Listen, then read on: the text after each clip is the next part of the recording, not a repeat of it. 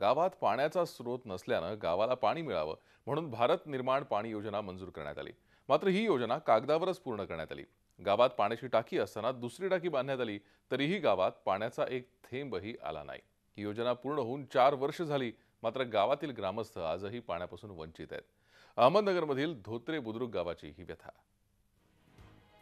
अहमदनगर जिल्ह्यातल्या पारनेर तालुक्यातलं हे धोत्रे बुद्रुक गाव। या गावात पाण्याचा एकही स्रोत नाही। गावापासून 4 किलोमीटर अंतरावर तलाव आहे।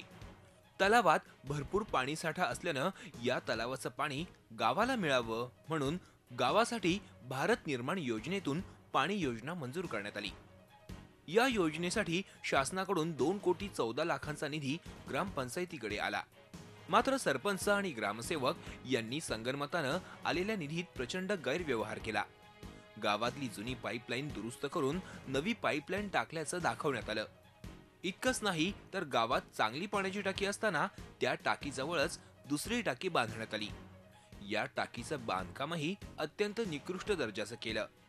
एवढं करूनही गावात अद्यापही पाणी आलेलंच नाही। मोटर जळाली, आज काय पाईपलाईन फुटली असं सांगतात। कस काय पाणी येईन मग?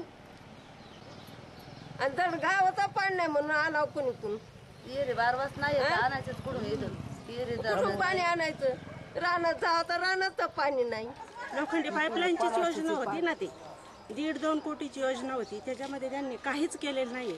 तीच पाईपलाईन रिपेअर करून तेच चालू आहे सध्या अजून, त्याच्यामुळे व्यवस्थित झालं पाहिजे। गावाला अद्यापही पाणी आलेलं नाही। योजनेमध्ये 2 कोटी 14 लाख रुपये एवढी रक्कम होती। 2 कोटी 14 लाखामध्ये पाण्याची टाकी बांधली, तिच्यामध्ये पाणी चढत पण नाही आणि लिकेज आहे आणि वाड्या वस्त्यांना पाणी देखील नाही। आम्ही वारंवार प्रशासनाकडे तक्रार केली असता प्रशासनाने याच्यावर काही कारवाई केली नाही। या भ्रष्टाचाराविरोधात गावकऱ्यांनी अनेकदा आंदोलनं केली। तहसीलदार, गटविकास अधिकारी यांना निवेदनं दिली, मात्र कुणीही त्यांची दखल घेईना। 2 कोटी 14 लाखाची योजना, परंतु यामध्ये सरपंच, ग्रामसेवक आणि जे इंजिनियर हजारे साहेब अभियंता आहेत त्यांनी इतका भ्रष्टाचार केला की हा मापाच्या बाहेर आहे। गावाला पाणी तर मिळालंच नाही। जी नवीन टाकी बांधली गेली, जी आता आपण टाकी समोर त्या टाकीत तर कधी पाणीच आलं नाही। अखेर हतबल झालेल्या गावकऱ्यांनी झी हेल्पलाईनकडे धाव घेतली। झी हेल्पलाईनच्या टीमनं या पाणी योजनेचं चित्रीकरण केलं। यानंतर गटविकास अधिकाऱ्यांना गाठलं, त्यांना याबाबत जाब विचारला।